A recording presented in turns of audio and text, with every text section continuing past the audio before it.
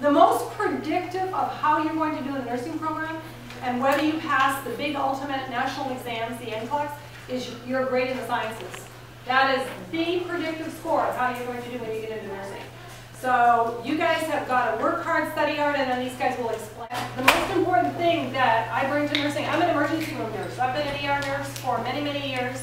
I've done all kinds of things. I've been in the military. I've lived overseas and worked overseas. I've done everything, but everything surrounds emergency nursing. When I look at a patient and they come into the ER, and I say to them, you know, what's your problem today? Why are you here?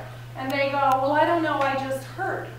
And then trying to get them to narrow it down wherever, because I'm not a magician. I can't figure out that she's dying of an aortic aneurysm. So I got to narrow it down, and in order to listen to her symptoms and understand that maybe she's really sick and maybe she's not, I have to know anatomy and physiology really, really well.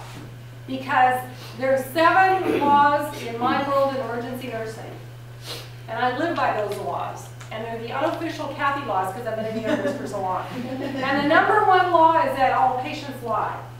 Not because they want to lie, but just because they do. Maybe they're lying about the drugs they take, but I'll figure that part out.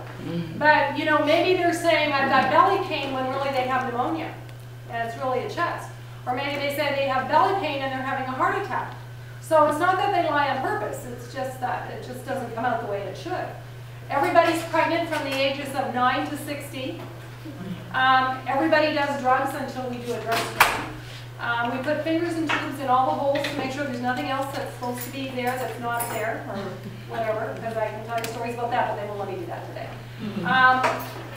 You have to be nice even when you don't want to be. If you want to get into the healthcare field, there's a couple of things that are really, really important. So before you get into the field, you have to make sure you live a clean life.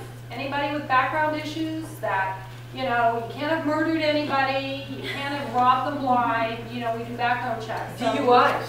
Oh, DUIs is a big deal. We have excellent clinical reasoning. And that's a word that kind of floats out there for nursing. We really throw it at these guys in first semester. For me, critical thinking or clinical, if I go zooming out that door, am I going to run into him? Or do I go through the door slowly because I think, wow, I don't want to whack into somebody? That's the simplistic version of what clinical reasoning is.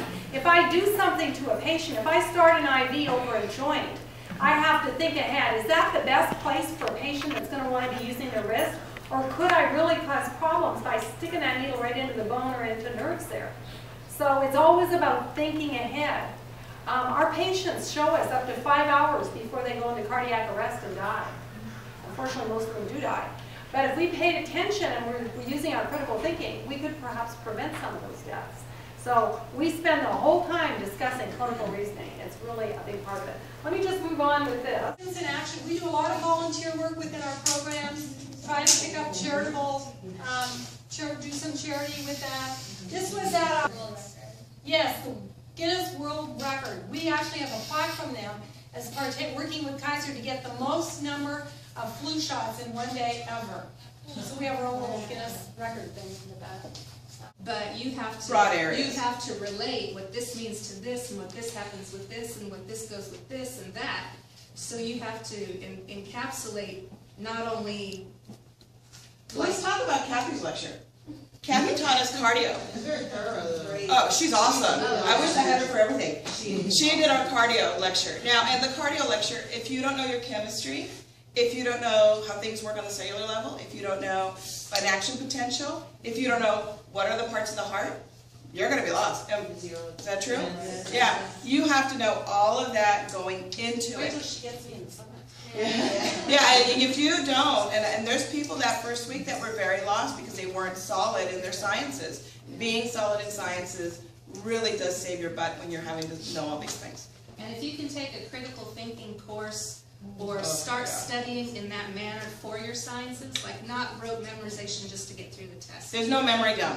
Yeah, there's no memory done. You have to know what it means for this particular bug, for this particular bone, for this particular disease process. You can't just say... It all is together. She has... These are some of the students that graduated a couple years ago. And one of them is just finishing off her master's. 2 of them are working in the ER. I'm not sure where the other 2 are. But this is just to point out, we have a class we have about 85% diversity. It's, and so we have a lot of ESL students. And what do we do? What does that mean to me? It means that I've written a grant so that I have extra remediation in the lab. I've got somebody there 2 to 3 days a week just as a tutor. Who wants to go in and meet with you? Our pass rate in the nursing program is 78%. That is a C. If you make less than 78%, you have failed the course. And our B starts at 80, so we got a short window for C. But you have to be able to do really well, and to help you, we've got remediation folks there, and the faculty do help. The RLinator has got his own, everybody who graduates hugs him because they think he's helped them the most, but not when they're in the middle of his class, I have to tell you that. As his boss, I'll tell you that, with that. And so, but we do have lots of things to help you succeed. And the nursing faculty are very, very hardworking at helping the students succeed in whatever way we can. And these guys said, you guys got to do study groups. Study groups are one of the most important things. As they're getting ready for graduation, they better be doing above and beyond the courses they're taking. And right now, the fourth semester is doing gerontology and doing leadership. They better be doing 100 to 150 questions a week on practice NCLEX questions. And that takes a long time. So, this is our sim lab. We have this lab, the mama, that's Noelle over there. She delivers babies. We have baby Charlie here, who's like in our little kind of NICU area over there. Baxter's not in this one. So we can spend up to 25% of our lab time in our skills lab on the campus. We will put you in groups of 2. And so there's no hiding behind somebody. You actually have to get in there and save the patient. We videotape you. You look at it, provide the feedback, and then we get involved. And then we bring 2 students in, and now they're becoming part of the feedback as well. So we're doing a lot with that. State's got a fabulous sim line. Can I just tell you, Sharp gave you $1 million for it. So I wish they'd give me just $500,000, please. But State's got a fabulous simulation lab with that. That's baby Luis Alfredo. These are just working in our lab, a couple of the faculty working in the lab with that. Surge Tech, I just want to briefly mention with that, they are passing instruments, full year course at the end of your first semester of December. January, you start working in the hospitals.